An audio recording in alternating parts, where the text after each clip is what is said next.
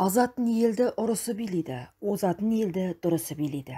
Түркістанда жер жырының бітер түрі жоқ. Қалай бітсін? Нүктесін қояр басшы, халықты тыңдар билік болмаса.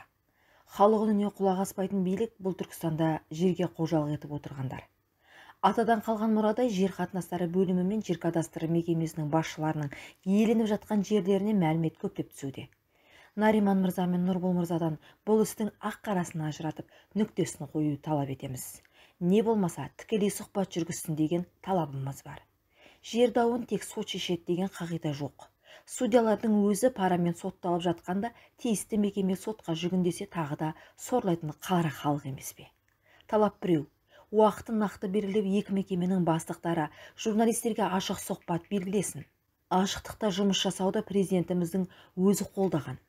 Президентке қарсы келмейтін бастық болса, уақытын жалтармай ашық сұхбатқа шығуын талап етеміз.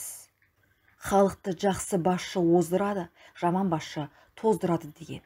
Киелі мекенде тәубаға келе білейік, құрметтілер.